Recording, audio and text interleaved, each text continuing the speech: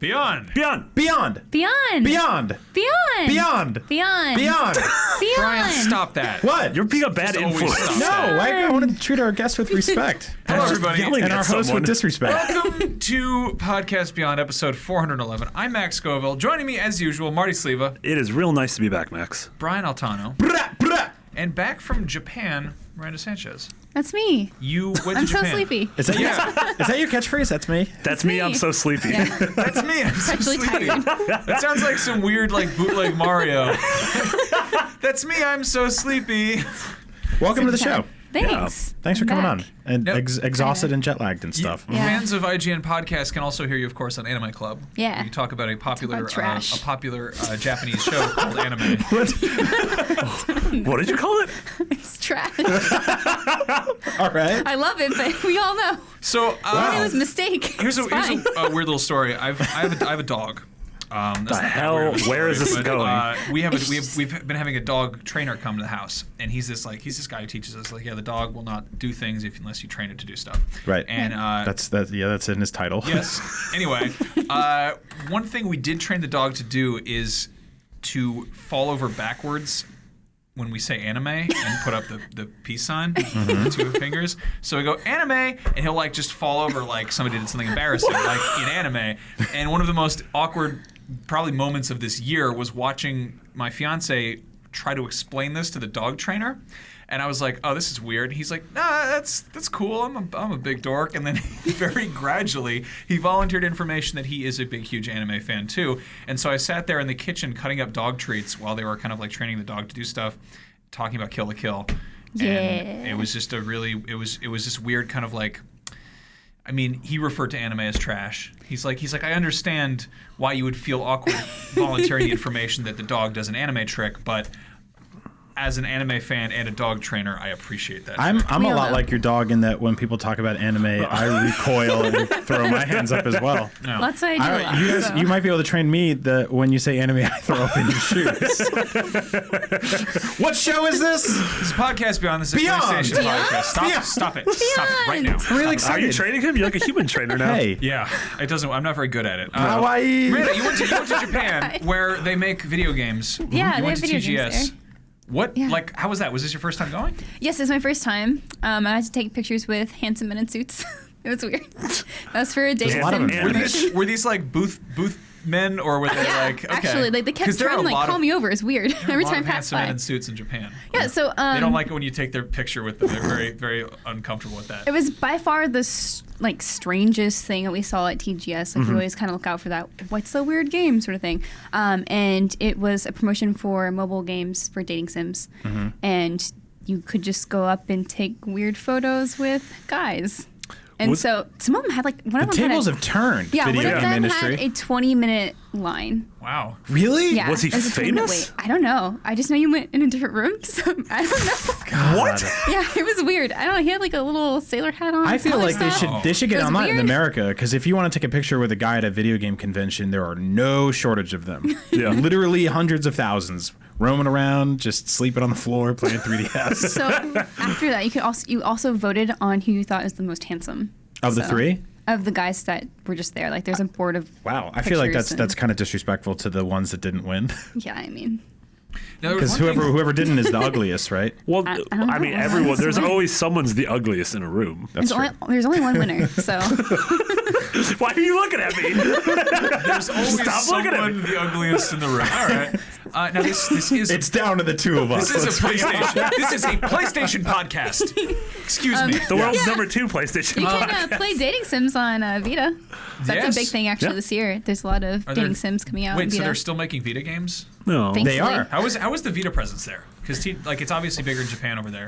They were pretty big on the new Vita colors. Yeah. So they announced a few colors. I had to play on those. It's Vita 2000s. They were nice and light. And I played a new God Eater game, new Hatsune Miku game, and there's just a few other small things. Japan's cool because you actually get to see some Vitas out on the train and in the wild, right?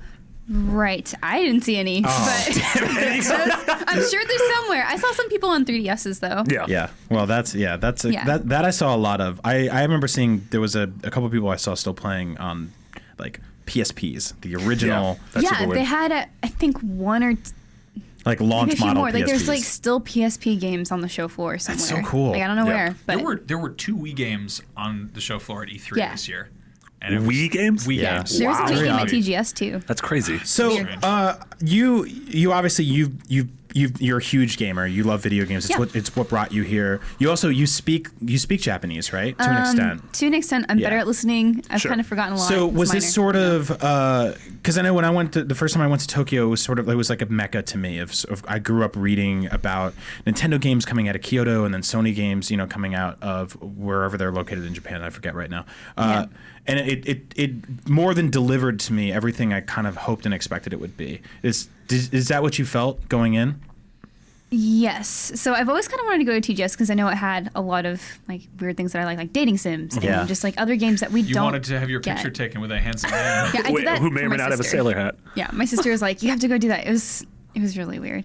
There's 2 guys. It was weird. Anyway, you see on my Twitter. Anyway, I'm not entirely convinced that you went to Tokyo, by the way. I think that you got to an airport and then they brought you to a place where guys were taking pictures for a mobile game, and then you went back to the airport and you flew back here. it was. Yeah, it was. So far, but- this is the only thing of cultural significance that has come out of this Yeah, show. it's been that was just by far the weirdest thing that happened. Most bizarre thing. Wasn't there like a big, huge Last Guardian fake dog? Bird dog? Bird dog. Bird dog. Yeah. Bird Bird dog. dog. Bird Bird dog dog. was there. Yeah, I mean, so that was Bird kind of dog. the big thing for me is seeing all like different anime games and other games that we don't usually see showcased at like E3 or anything Yeah. for the I I Western heard that audience. Bandai Namco invented the word Nerultimate. Is that true? Did they just combine Naruto and Ultimate? I think they did. I think That's real. That's real I rude. didn't see that, and I'm happy I didn't. Yeah. The writer in you would die a little bit. Yeah, no. So Naruto's great, but did Japan live up to your expectations? absolutely. Like we didn't have as much like fun time, I'd say, because we were doing like a lot of work. Like TGS was a lot for like the 4 people Yeah. we had. But I really enjoyed all the appointments I had. I had to play Gravity Rush on Tell us about PS4. So it's Gravity Rush, surprise. Yeah. But it was beautiful. I mean, it's exactly what you'd expect it to be, and I'm actually really excited to play it again because it just having that smaller world, like that awesome world on a small screen, was cool.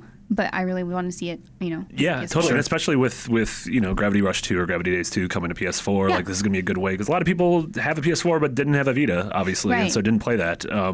So yeah, that was super exciting. I was not expecting those announcements, and when they came, I was like, oh man, that press conference was bigger than I think any of us thought. Oh yeah, like Just we it- were not. We were prepared for it, but also not in the same sense that we didn't know so much was gonna be announced. Like Totally. Kingdom Hearts 2.8. Yeah. That was curveball and cool, Yeah. and also 2.8. And okay. 2.8, yeah, Whatever. they need to- TGS is essentially kind of run by, or not run by, but run through Sony and mobile at this point, right? I mean, if you look at Xbox has no presence there. Right. PC has very little presence. Nintendo Same. hasn't been at Tokyo Game Show in a few years in any full major capacity. So these are kind of like Sony and iPhone shows at this point, right? Yeah, there were so many mobile games there. Like I couldn't keep up with it. Like most of it obviously will never come to the US either, so I Yeah. just kind of ignored most of it. But yeah, the Sony presence was huge. Sega also had a pretty big booth, Right. which is cool. Yeah, it's isn't that interesting when you go to Japan and you're like, there's Sega logos and there's arcades run by Sega. yeah. Like it's sort of, it feels like this kind of split off alternate dimension version of the 90s where Sega Where like the Saturn won. and the Dreamcast didn't where bomb. people were Yeah. like, oh yeah, blast processing is what's gonna Yeah. it's really interesting, right? But then you Yeah. walk into the arcades and it's all like crane machines and stuff like that. Oh, crane machines are awesome though. They're really cool. I almost won it was a freeze-dried lobster dinner at the crane machine. I didn't You see almost that, but you all almost right. won a golden ticket to take a that's what man. it was? Yeah, when it was like a dried fish, crawfish, lobster box. That was like it You're was saying words, but those no don't really. work It together. was a box of dried fish that has pictures of lobsters on it, and you had to win it with a claw. That's so Not a lobster claw. bizarre. Right. That's a weird sort of like, I know it's a weird ironic kind of like that's a. that a mechanical claw has to rescue a dead animal with a real one. Yeah, right there with you, Bite in the man. hand that feeds you or something. I don't know. So you guys talked about a lot of the big announcements last week, but you got to play some of them. So you got to Yes. play the Dragon Quest Minecrafty thing. What is it called? Yes, Dragon Quest Builders. What was that which- like? A lot of fun. So Yeah. it is very obviously Which related to Minecraft. they totally should have called Slimecraft. By Correct. The way. That'd have been awesome. I don't know why they missed that. That's real good. I just didn't want to be that close to Minecraft, maybe. Yeah. Get sued real hard. The the Square Enix representative that I was talking with very clearly knew that what they were trying to do. Like, hey, we want to draw in the Minecraft audience, but also we want to make this accessible to people who are new. So one of the big features they said is that they have like blueprints for things. So it's like, hey, here's the exact recipe of how to make this one item, this potion, this armor, but also have blueprints for your homes. So one of the really cool things is that as you make homes, I guess, around a marked area, NPCs will start populating it, which is...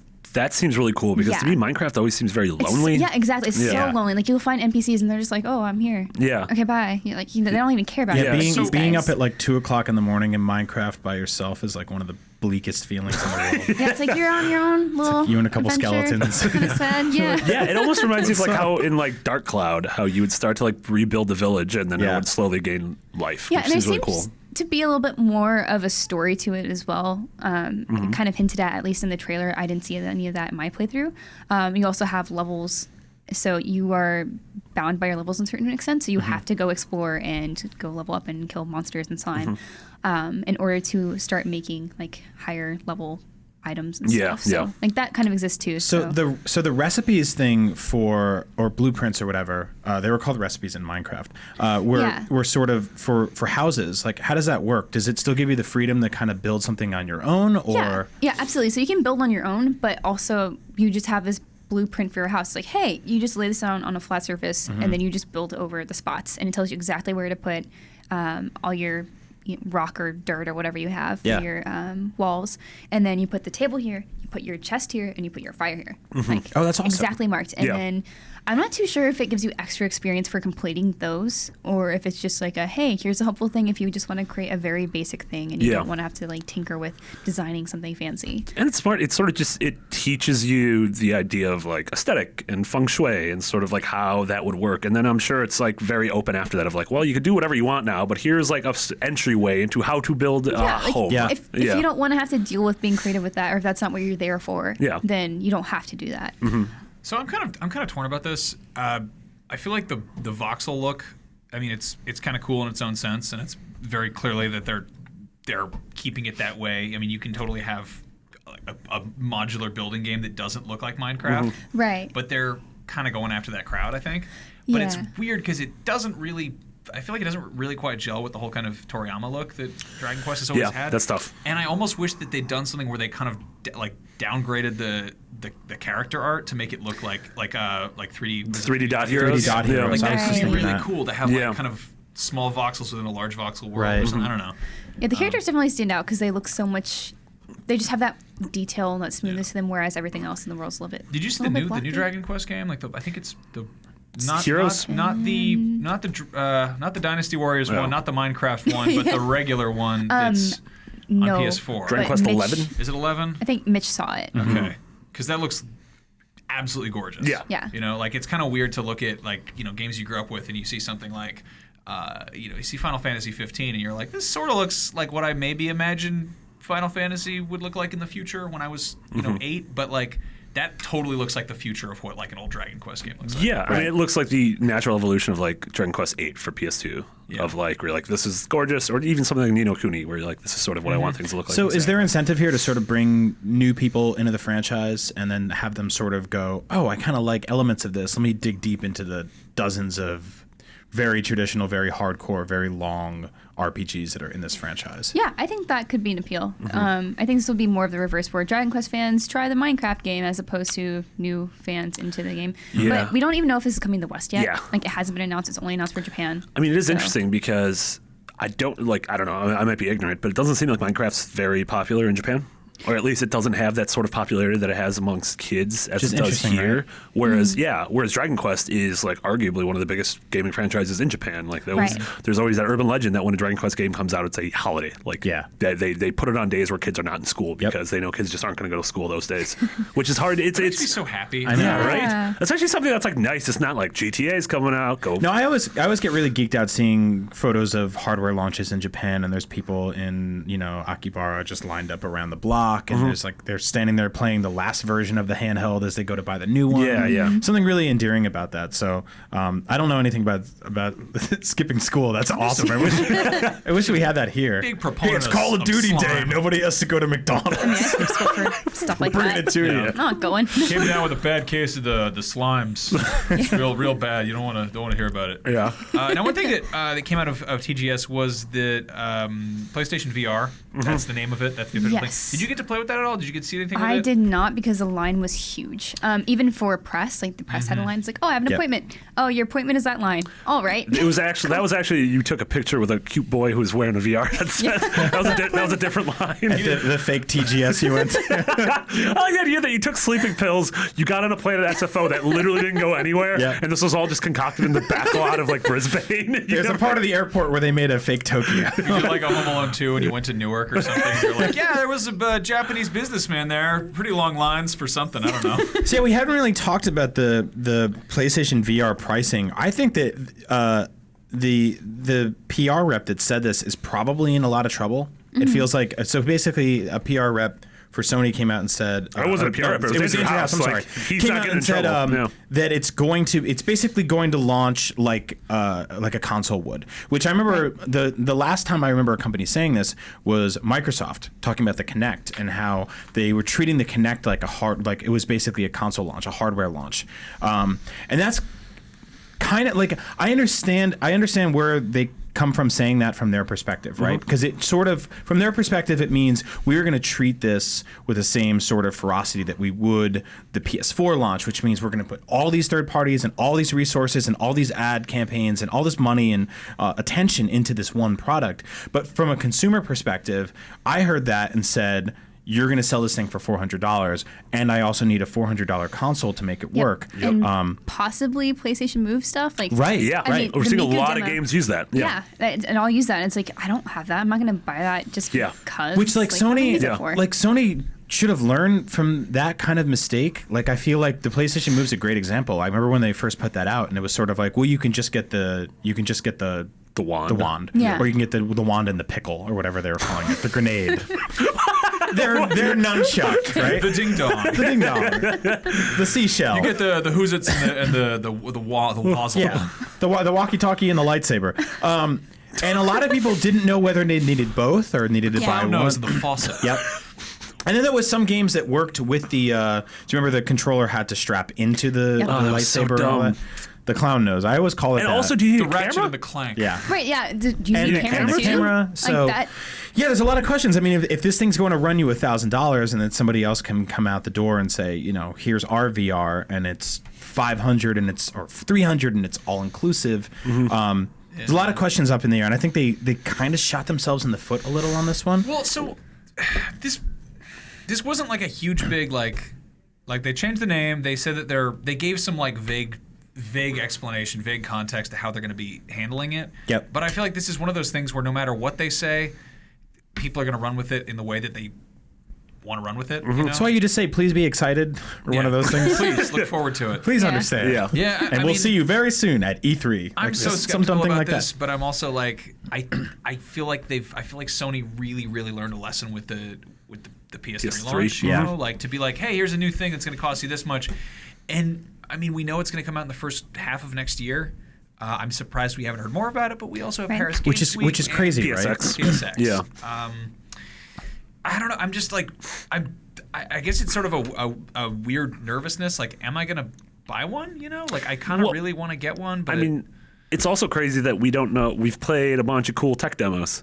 I'm like, well, what is that? What is it going to come with a bunch of free tech demos? Will Right. $400 get me a bunch of free tech demos, or are there actual full games in development? Do I want an actual full game? Do I want Final Fantasy 14 had that? for that? Yeah, they Yeah. had this Said- tech That's demo there. a big Yeah. one. Yeah, like Which- I didn't see it there. Yeah, but they said yeah, it's going to be a thing. But then, and Square's being kind of weird. They were like, oh no, we made this for TGS. It's like, well, does that mean it's going to? Well, you're I gonna mean, keep working on it. If they really want to treat this like a video game console launch, they'll launch it with very few good games. That's pretty That's much how true. that works. If it's going to be like a video game console launch, it's not going to be worth buying for the first year and a half. Yeah. What's up, Knack? Yeah.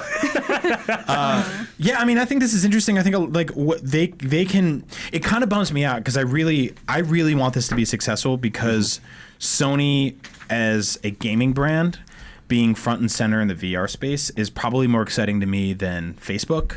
Yeah, connecting with Oculus Rift or Samsung VR, which I forgot to tell you guys this story because it's just happening over the weekend. But I was in Portland over the weekend, and my wife and I went into a Tom's shoe store, and she went to buy shoes, and they had a Samsung VR in the corner with a surround sound headset, and you could put it on and go on a virtual shoe donating experience where they would send you to a third world country and you would help put shoes on like a young poor child. What? And I'm like, we don't even have VR is not even out there yet, and people are already doing stuff like this. Why so. volunteer in an actual soup kitchen when you can pour soup at a VR soup kitchen? Yeah, I had a litany of questions about this, but I mean, the reality is that this thing's coming, whether anybody likes it or not. It's happening, and it's going to be in the weirdest places. You're going to see it in the corner of shoe stores. I mean, that's going to be how you get people to actually use it. Like, seeing is believing, for lack of a better term. Yeah, which for better or worse, we really haven't done that. I mean, I went hands-on with Morpheus at TGS last year. You guys have at other events. And like you said, it's all been sort of bite-sized little demo-y type things. There's no like, here's our Last of Us. Here's our Uncharted. Yeah, and like Shuhei, I think like piggytailing off this. Piggybacking? Piggitailing. Hardy, what are we? You come in here every week and you just say these things, and it's like a moth flew out of your mouth, and you're just like slapping it. There's piggy-tailing. There's tailing and there's piggybacking. There's tailgating. Piggybacking. Tailing is what a cop does when he follows you. What the hell is piggy-tailing? There's ponytailing. It's like a cuter What is version ponytailing? It's when you grow a ponytail out and no one takes you seriously anymore. Is that what that is? Shuhei Yoshida was ponytailing. He was. I'm running with it. I'm running right with it. He was piggytailing, and he said that all of the. He said that a bunch of Sony's Japanese first-party studios are working on. Various VR projects, and so he's like, we have a ton of stuff in the pipes, and that we're going to. I can't even talk anymore because I just want to say pigtailing. Pigtails in the pipes. Yeah, some bananas in the gas tank. Yeah, so they're working on cool stuff. I noticed the other day that the awesome. The guys that made Monument Valley, their next game is VR exclusive. Yeah, to, was it the Samsung? I think. Yeah, like that's another thing that's really worrying me is if everyone starts making all these exclusive things. Right. I'm still not sold on buying one of these. I know for sure I'm not buying 3 of these. Yeah, that was definitely the first time I was kind of like, wait a minute. Like if you said to me your next game is VR exclusive and it went everywhere, I'd be happy about that. But like it's hard enough for me right now to sort of be like, wait, what do you mean I can't play Tomb Raider on a PS4 this fall? Yeah. What's going on? Are we writing down? Are you writing piggytailing? Just wrote out piggytailing in really lovely cursive.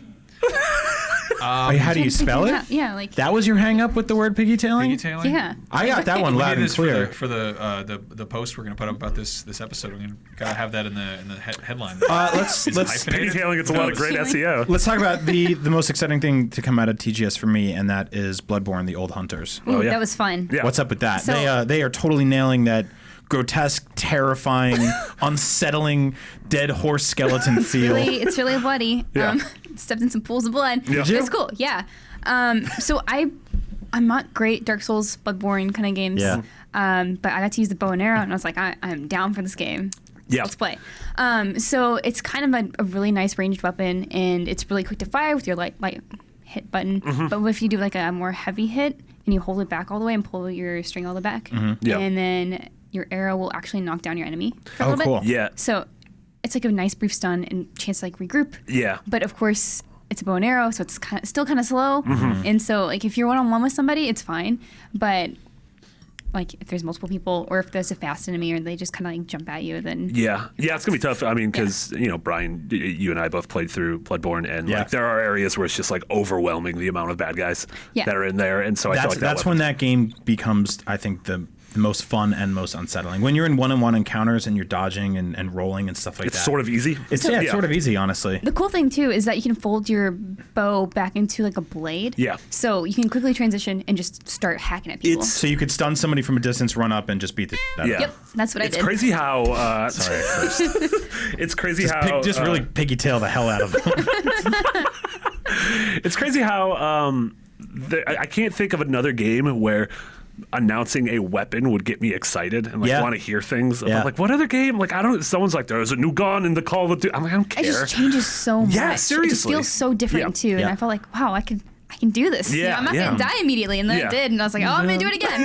It's fine. I think their price. I think we talked about this last week, but I think their pricing structure is really awesome. How it's $20, right? But it also is included with the Game of the Year or Best of version of it. That's coming out. That's coming out later. Yeah, that's really smart. And smart, just keeping that good vibe. I mean, this is, it's a game it's just a good old vibe. It's a nice old piggy tail. Just this feel-good game of the year where you get to beat the hell out of an old skeletal mare.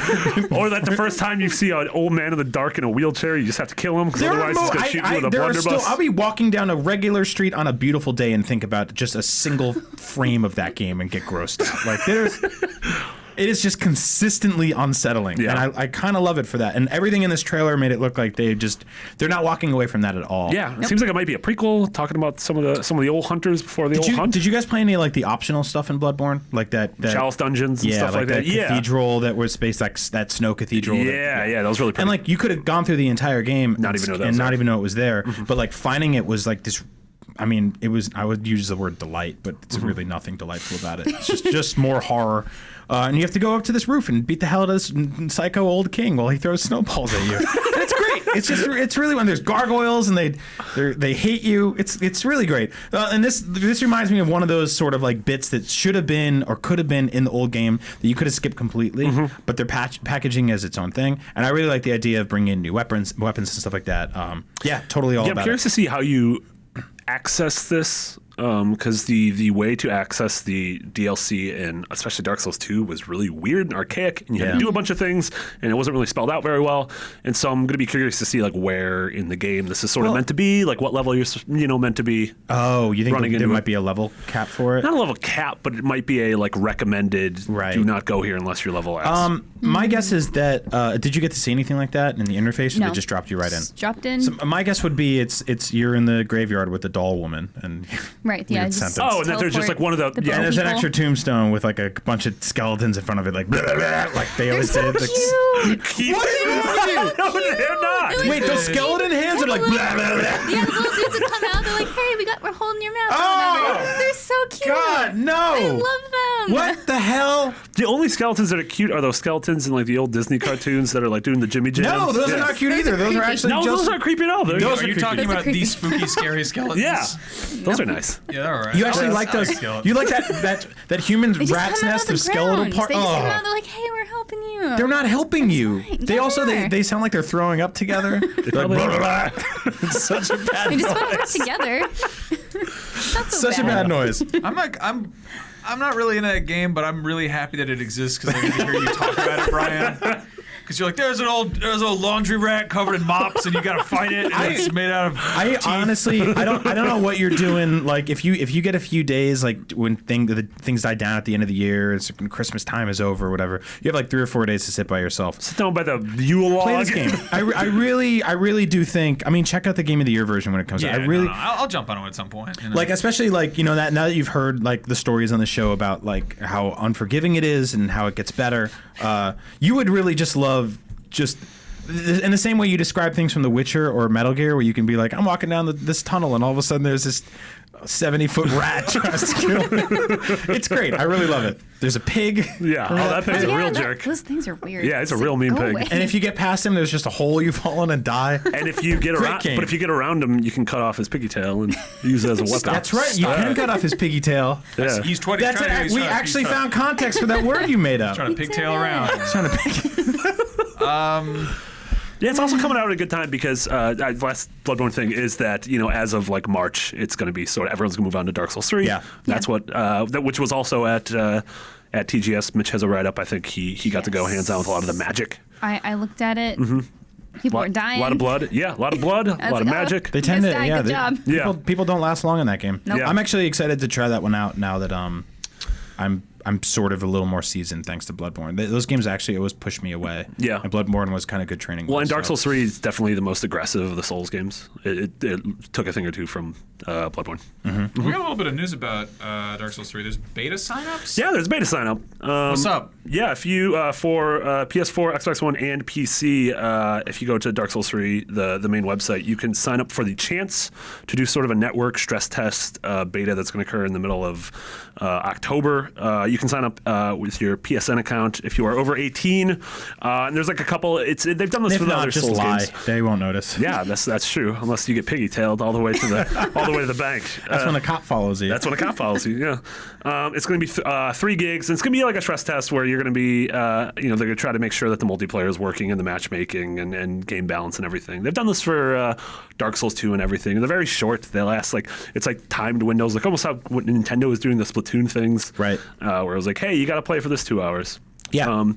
Which is cool, though, because it's one of those, now that demos don't seem to exist really anymore, this is a nice way for people who aren't the 0.001% of people who get to attend these shows to play the games. I'm kind of okay with them sort of eventizing demos like that, although when they don't work, like if there's server hiccups and like you lose out on 30 minutes of that 2 hours where you'd be playing something. Yeah, but it's also the maybe let's try to get rid of those, smooth those out before the game launches. I think it's pretty cool, too, because you don't really see a lot of demos. Like, we used to get, like, PlayStation demo discs that those it was just awesome. I would play the them. Pizza Hut ones? I like the stress test stuff, like the server stuff. When it's down, it sucks if you miss out on a small portion of this time. But like, I kind of love that novelty of just like being like, I didn't pay for this, but here's a thing that feels like a new game. Yeah. Even if you're just, you spend a minute downloading this massive file and you load it up and you're like, wow, it says Battlefield Hardline, or and you're like, oh my god, it's not. I didn't pay for this at all. Like, you get that sense of what is it? Is that like Mickey Mouse? I don't know. Oh boy, I'm gonna play as a cop. I'm gonna run over people with a car.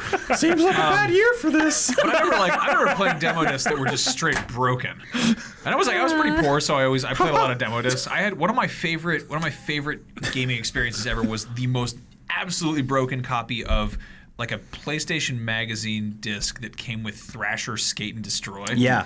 And that was like a surrealist like skateboarding game in that form, because you would go up a half pipe and you would fly through the wall and you'd just be floating through space for like 10 minutes.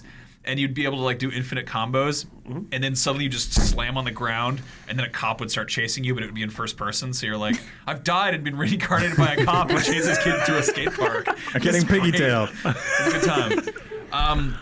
Miranda, you played you played the Persona games, yes? Yes. Are you a fan of those? I like the Personas, yes. Do you like to dance all night? I like to dance all night. This is going to be a moment where Andrew just busts in the room. It sounds exhausting dancing. I don't even want to dance some of the night. So you reviewed Yes. Persona 4 Dancing All Night? Yes. Is it up? Can we talk about that? It's not up yet, but it's in the process of being ready. It's getting piggy-tailed. We're screwing you up. You're supposed to be out there working on that. You're in here talking about piggy-tailed. Japanese salary man. all day.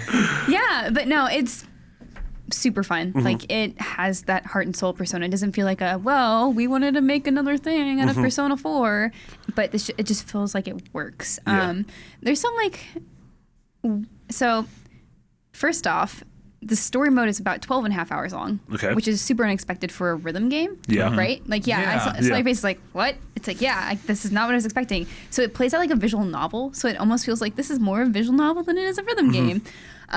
Because you do so much reading. I mean, reading, but everything's voice acted. So everything's voice acted out. You don't have to read if you don't want to. And it was just a fun story. So just like another mystery for the investigation team. They go to help Rise. So it's sort of like a Persona, like the Bollywood movie. So there's like the regular stuff going on, but then there's also a lot of dance numbers for no reason. There's a reason. There's a reason? Can you explain the reason? What is the reason? Rise Can you say is that? making her, I guess, like one of her new debut tour things. She's performing at a Love Meets Bonds festival. That's what it's called. Is that like a James Bond fan festival? So it's just like James Bond orgy. Bonds, yeah, might as well be. And it's like a big festival with a bunch of idols and stuff. And she has requested that the investigation team, like all her friends, Rinuba, come back and be her backup dancers. Because she's like kind of like nervous. Like, it's one of her first big performances back. And she's like, oh, it'd be kind of cool if you guys were all there. And then she gets approval. And so they're all like dancing and practicing. And then It's like the story is canonical in these games. Yes. Like same thing with the fighting. It was Arena or Ultimax or whatever. Like the stories are canonical, like additions to the Persona 4 and 3 worlds. Yeah, they're not some like one-off weird movie that never existed. Like these are things that happen. It's pretty realistic too, because Japanese kids have a lot of extracurriculars. They'll do mystery solving and dancing and fighting in the streets. Jumping into TVs. All night. Fine. Where do they find the time? Get sucked in by the hunting. internet. Is like, I mean, are all the Persona 4 characters in it? Like, is the Velvet Room in there? Like all that? Okay. So it's really cool because there's a lot of great references back to Persona 4 and Persona 4 Golden. Like one of the characters, Konami, she's one of the other idols that Rise actually mentioned several times in Persona 4. And now like we have a face to the name, and like she's actually a really big character in this one. And everyone back from Inaba, like Nanako is there. She even gets to dance, which is awesome. Like, you get to play as Nanako. Which just made me super happy because I thought she's like super cute character, and she's in this game and she acts the same way. One thing that's like a little thing that bothered me just because of how I play games, but some of the voice actors are different from Persona 4 to this. That's annoying. Yeah, like they're similar, but you can tell it's like this is not right. Did they replace them all with Kiefer Sutherland? Because that's just piss off. That's what Japan tends to do. Then they wouldn't have any lines. No, yeah, like Whoa! so Good dog. weird thing is like Rise is different, and she's like pretty much the secondary main character in this one. So it's like, okay, I don't know how I feel about this. Like I got used to him after a while, and it was fine, but it's just like a little thing that bothered me. That's a really like a bizarre effect. Like I mean, I've watched enough anime to know how that feels to be like halfway through Dragon Ball Z, there suddenly everyone has a different voice, and you're like, it's like, who are you? Yeah. Like what happened? You're not my friend. Who are you? Yeah. Why did this happen? But other than that, it's you're a fan of it? Yeah, absolutely. The first part of the story mode kind of drags on a little bit. Like it tries to do something similar to Persona 4, and it doesn't quite accomplish that because it's like, I'm going to do the same thing that happened to all over entirety of Persona 4 in this little, hour and a half section, 2 hours, and it doesn't quite hit it. But after that, it just like smooth sailing, and it goes into like a lot cooler story. Yeah. I don't want to get into it because I don't want to be spoilery, but For sure. I know Andrew's obsessed with it. He got his platinum already. We talked about this a little bit last week with Andrew, but like, how would you recommend it to people who aren't in rhythm games? So it's a very easy rhythm game. So the story mode starts you off with easy. So you can bump up to normal, but you can't go any further than that. So it's very easy to start off, especially since the way the game is actually laid out. A lot of rhythm games will just have notes scrolling across the screen like everywhere, and it's kind of harder to follow. But this one has a very set HUD. So you have your up, I guess, left and down on the left side of the screen, then your other buttons on the right side of the screen. So there's only 3 on each side, and then they just kind of float up there. So it's very easy to see, hey, I need to hit this one next because it's going up here. And so it's very easy to relate what you need to do next. Yeah, so it's all button-based. It's not touch-based. It's not like Elite Beat Agents or anything? So you can do touch. Okay. But I wouldn't do that. Interesting. Okay. I mean, it works, but it's just like your hands are in front of the screen and you can't see what's coming up. Right. Yeah. And it feels weird. But yeah. So it works really well. One of my gripes with it is that it doesn't score you super well. So it's like really lenient and nice. It's like, oh, you got this perfect. Oh, this was great. This was good, or you missed it. Like there's no bad or like, hey, almost or something. Yeah. Good seems to double up for almost and bad in a way. Yeah, that's weird. Because I know this is like really technical and weird. Damn but, like, millennials. Yeah. It's like, why are you being so nice? Great. Everyone's You're just good enough. Yeah, Trophies for everybody. So certain goods would break my score streak, and I didn't know whether or not it was like, did I almost get that or did I really miss that? Yeah. It's like not clear, and that's a problem whenever with rhythm games you kind of want to get to 100%, right? You want to do the best you can. And it's not really teaching you how to be better at the game. Right. Like that's the biggest problem is like there's not really a mode for that either. Like at the end of the song, like you'll get a little chart that shows you like where you kind of messed up, but it's not specific. It's like super small on the corner, like, oh hey, you messed up here. Oh, okay, well, that's helpful. It's sort of like you can almost tell that this is like their first stab at a rhythm game. Yeah, I mean it's still a very competent rhythm game. It's super fun. There's a lot of like power up bonus items that you can get. Like there's this thing that makes it so that goods won't break your streaks. There's a way that you can make the notes coming in like vanish before they get there, so you have to like guess when they're there. Like you just have to know the song super well. Like there's just a bunch of fun things that make it more difficult, more challenging, and reward you for that. Yeah, I got a stupid question. Yeah. We've seen the fighting and we've seen the dancing. What other crazy genre would you like to see those Persona 4 kids get into next? Straight up dating sim. Oh, I like just straight dating sim. That's fair. So it's like not a gay dating sim, just a. Max. Keep it hetero. I mean, if they open up all the options, that would be cool. So, Miranda, I've never actually played a dating sim. Yeah. Where do I start? Hatoful boyfriend. Hatoful boyfriend. Yeah. No. Really? Don't F sit those there. birds, ruffle those feathers, get in there. Get them piggy tails.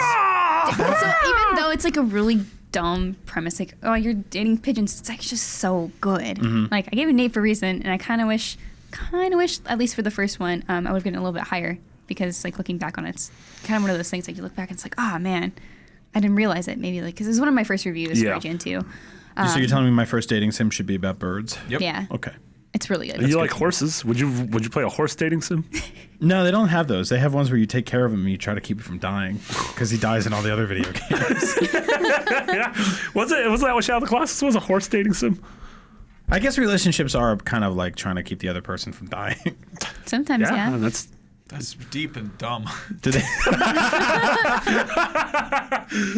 All right, what else we got? Let's see. We got some Hitman's delayed. news. Yeah, Hitman is not gonna show up for Christmas. He's out killing people until March. He's gonna... It was weird when at E3 they were like, yeah, it's coming out, like it was like December 8th, and they're like, and it's going to be sort of episodic, and you're going to pay for all of it at the beginning, and it's not going to be a lot of game, but then we're going to give the rest of you free forever. Yeah, I never understood their pricing structure. Whenever I hear that a game is coming out on December 8th, I picture somebody walking into a store that is just completely ransacked except for that game. Yeah. Like, it's basically all of the fall games are gone, and Hitman's just sitting there, and there's just like crumbled pieces of paper where Uncharted and Tomb Raider and everything else were. I picture Scrooge, but he's like answering emails and he's coding a game, and he's just like, he's still there. It's right before Christmas. He's Bob Cratchit's like stoking the fire. Yeah. Or Santa's like, damn it, I've got to make a Hitman game now.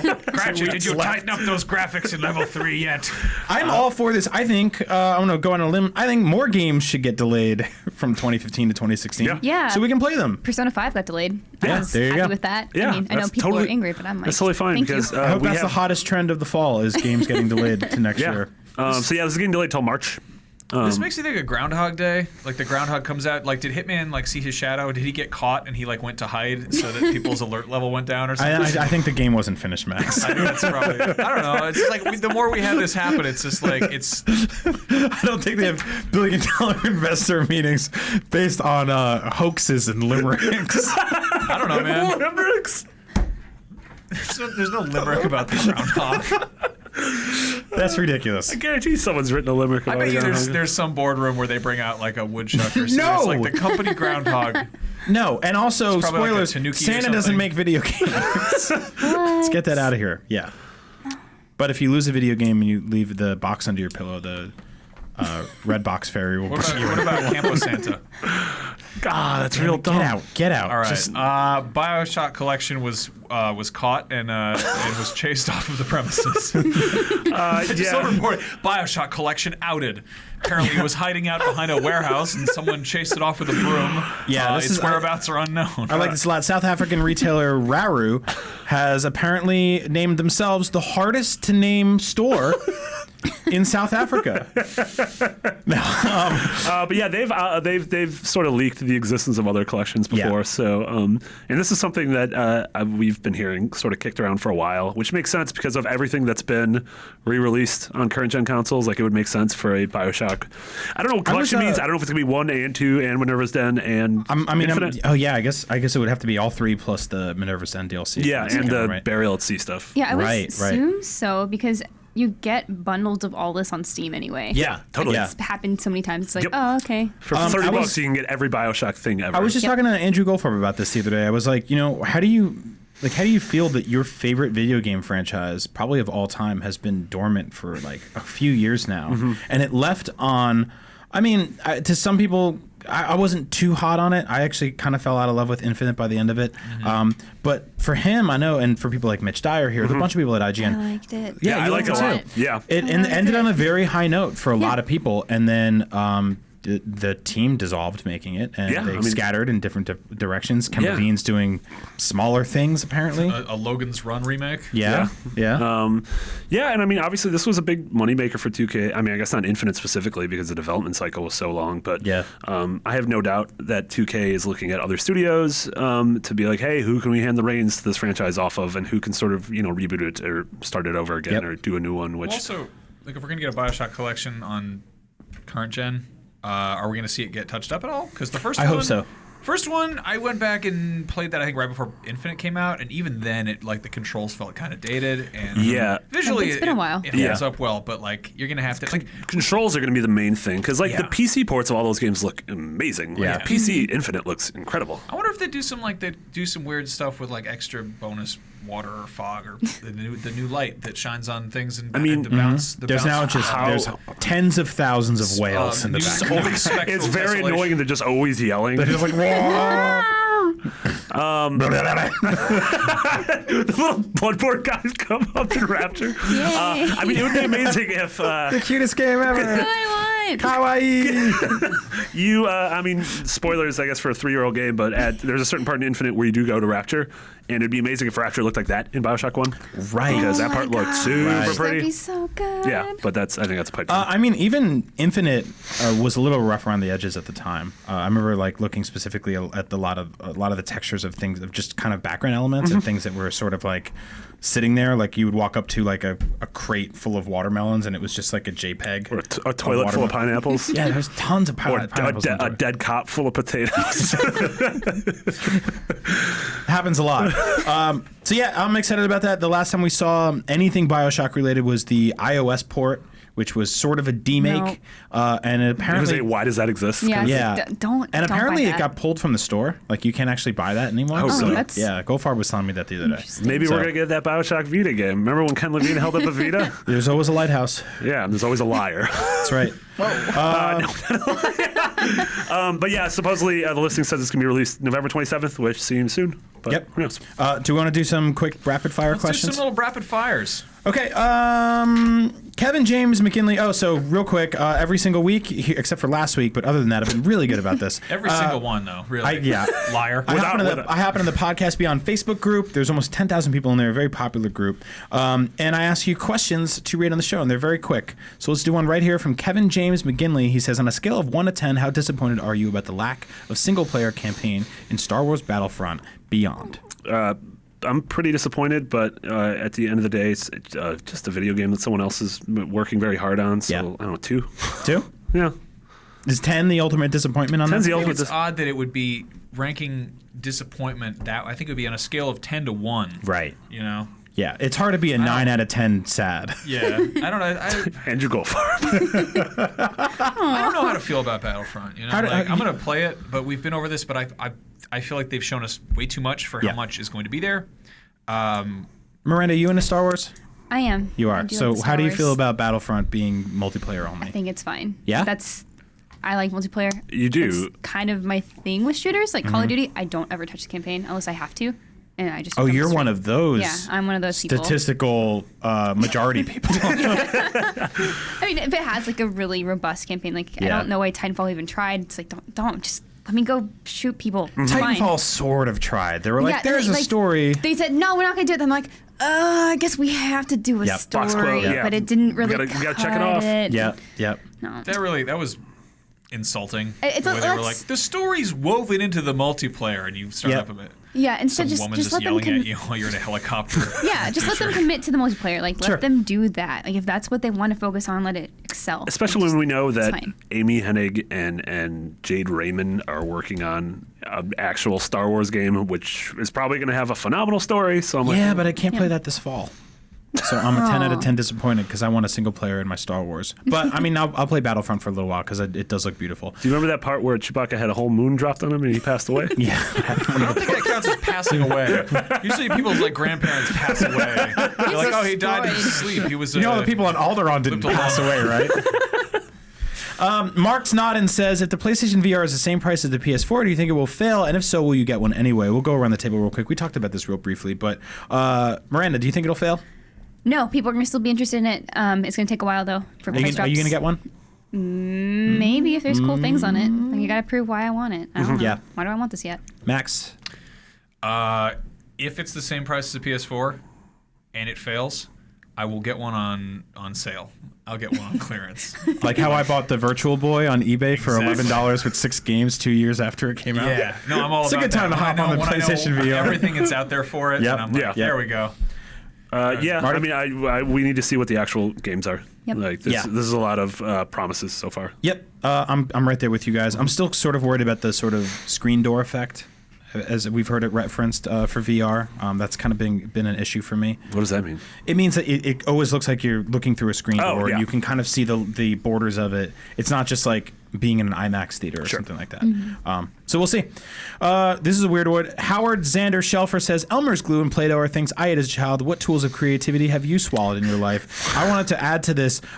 In 6th grade, I ate an orange crayon because I thought it would taste like orange.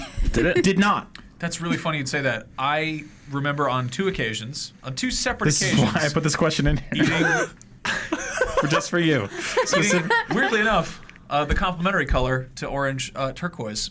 Turquoise. Crayola. Everyone's favorite fruit. You know why? It was, It would taste like a it was turquoise. exactly the same color as a blue raspberry blow pop. And I was like, you know what? I bet this tastes. And I was like, no, absolutely not. Okay, so and I was old enough to be like, why did I do that? But not old enough to not do that again 2 weeks later. Right. Mine was kind of based on the logic that the thing I was eating was named after a fruit.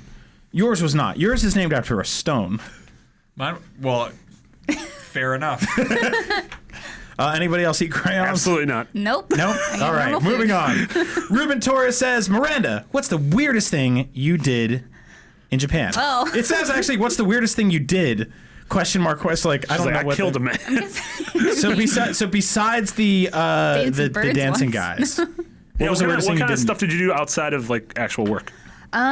We lost most of our fun time because United canceled their flight by a day. Oh, Yeah. So the weirdest thing you did was put faith in the United Airlines Corporation. Yeah, that's pretty much it.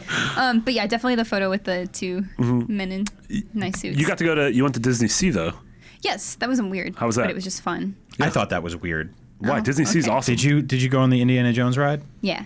You didn't think that was weird how he was yelling in Japanese, but he was Harrison Ford That's kind robot? of true. Well, Are you kidding? I mean, I can you watch- understand. See, here's the thing. Do you watch Indiana Jones dubbed into Japanese? Is that why it No. wasn't weird? Do you watch? This is my favorite anime. I've I only think seen, you, like, the first one. Miranda. I think you have a. And the Crystal Skull, which is bad. But What? I've only seen 2. I just don't care. It's like really racist and weird. What are we doing? Who are we? Okay, so I think you have a much better tolerance for this kind of stuff than I do. Because to me, the thing that weirded me out about Japan was how when you walk down the sidewalk, everybody sticks to one side or the other. It isn't just like Yeah, it's I'm getting organized. on a train. It's- There's Yeah. respect there. That's weird It's as clean. an American. Like I It's didn't clean. feel like I needed to take a shower as soon as I got off. Like we were transit. talking about this a little bit Amazing. this morning, but when you came back to San Francisco, wasn't it sort of just being like, oh man, what? And like a- there was smoke in my face everywhere. I was just Yeah. like, go smoke somewhere else. Like please. Well, see, Just that's leave. the thing they have there is they're more about smoking indoors. Like here it's like go outside, go 20 feet outside your door. There it's Yeah. like don't go out there. Then like people who are trying to get fresh air will get cigarette air. So, like, go yeah, in this one special room. They have rooms, or they have like boxes outside, like smoking areas, and people just like pack in there and smoke. And so you just like avoid that. Like, crazy, but Or if It's you're fun. Unless cheap, you're you down just for a go in fun there. And, party. Yeah. You just go in there and breathe other people's nicotines. yeah, you could do it's that. Yeah. gross. And finally, Evan Gary says, did Miranda get anything cool from Japan? Oh, did I? Yes, I did. What did you buy? I bought a bunch of Pikachu stuff. Surprise. you found a Pikachu We don't store, talk right? about Or the yellow was it- rat on this PlayStation podcast. We only Wow. talk about the orange Bandicoot. We talk about Did you get any Crash Bandicoot. We talk stuff? about that onion Nope. cat too.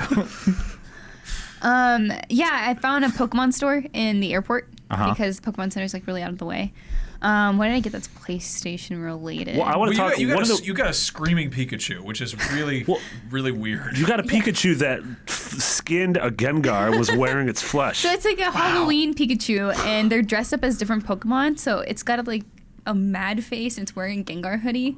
It's just really cute. So But it's like an Ewok basically with another dead animal on top of it. Yeah, I mean- Okay, that sounds terrifying. Pikachu's like the Did you, dominant animal. did you bring so- back any cool snacks? Pikachu's the Did you eat any cool snacks? I ate a lot of cool stuff. Yeah. You do know what any of it was? Yeah, for the most part, I can read I ate some. Japanese. Oh, so- okay. Did you guys get yakiniku?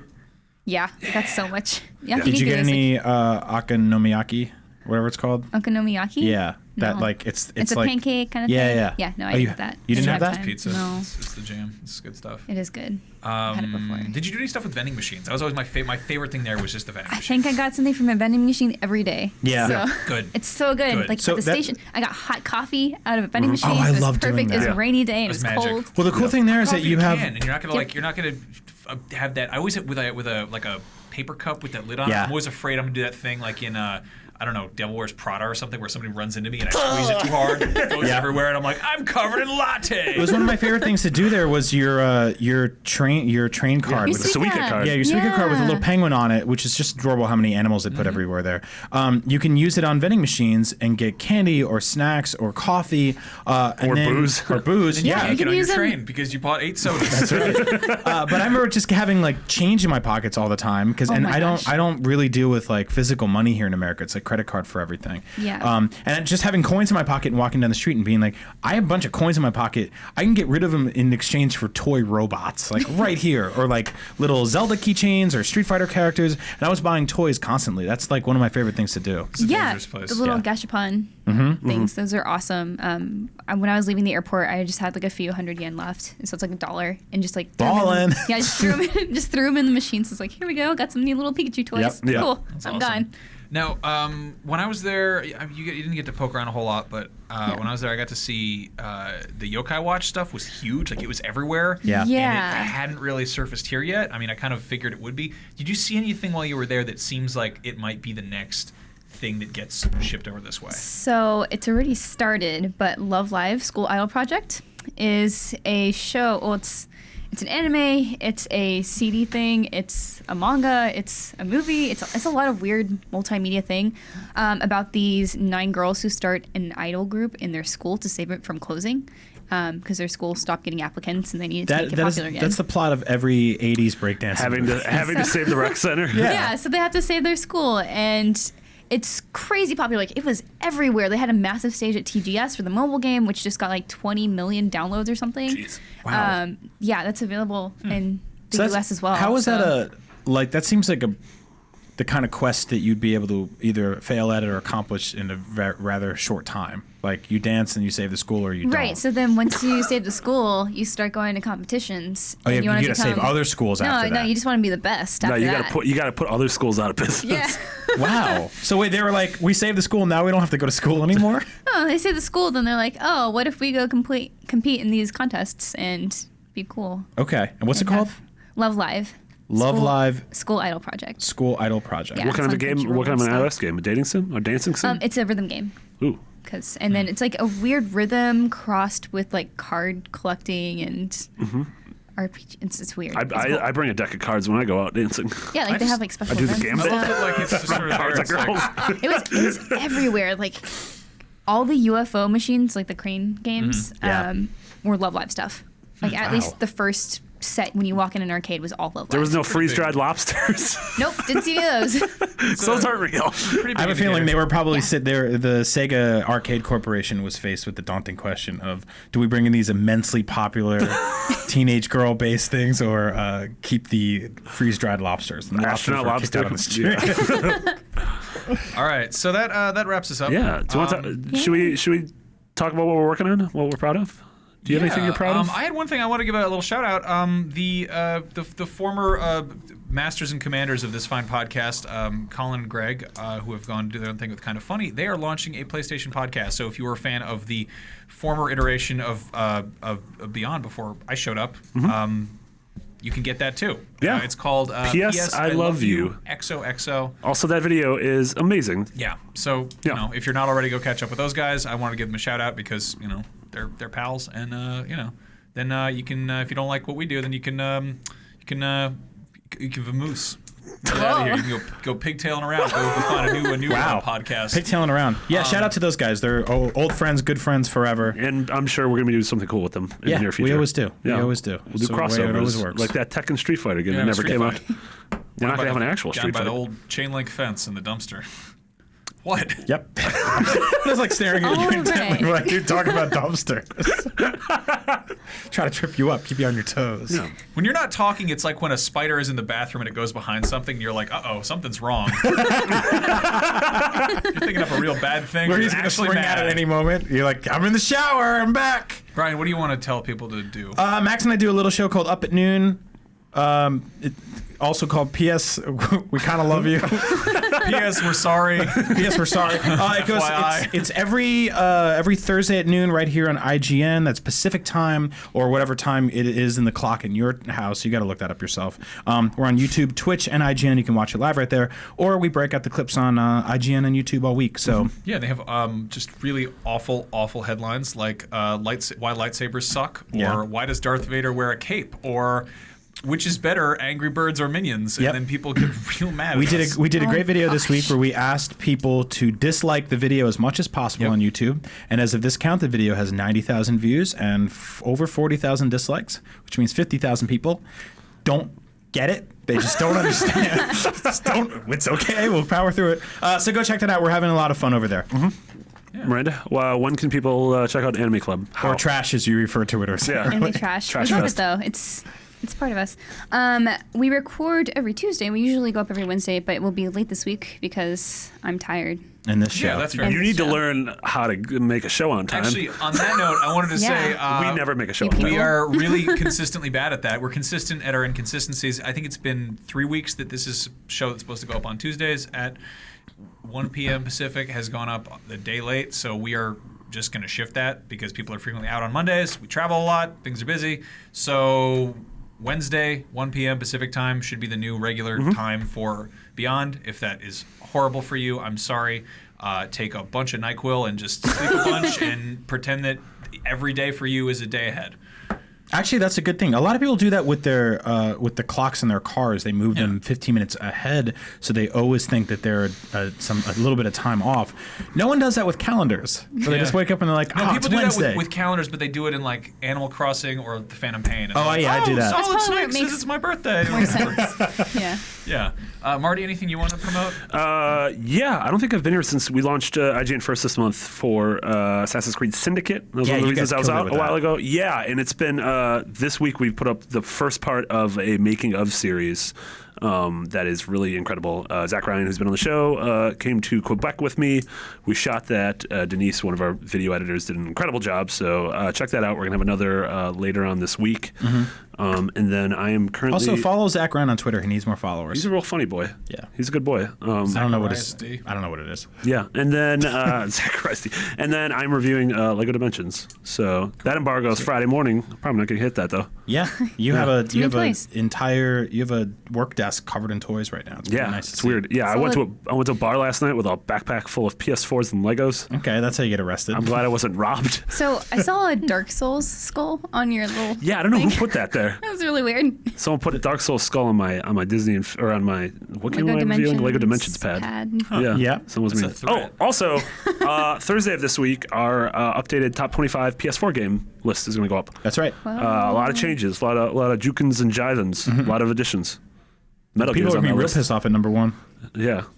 Yeah, it's No, they're not. Jukins and Jivins. Jukins and HD. Jivins. Yep. Yeah. It's a hot mobile game that is Piggy coming Tail. to Yeah. PSN. Piggy Talon 64. Yeah. All right, you can find us all on Twitter. I'm Max Scoville. Marty is Mick Biggity with 2 G's and 2 T's. Brian is Agent Bizzle. And Miranda, you are Havoc Rose. Yeah. Havok. Rose is in the flower. Yep. Cool.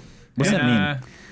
I decided on it when I was 13 years old. I know. I was it like, sucks, that's right? cool. Cool. I gotta stick with it forever. Yeah, it's Mine fine. was It's fine. Sausage Fighter X. when I was At least 13, mine wasn't so- that. Yeah, Yeah. that's it could be Yeah. worse. Mine's fine. It's all right. No, it's good. Thank you so much for joining us. Thank you for having and me on. Everybody go check out Anime Club. Yeah. Learn about that hot trash. Talk about- that cool hair. Yeah, and dumb stuff. It's Yeah. great. All right, Beyond. Yeah. Beyond. Beyond. Beyond. Stop it. Stop doing that.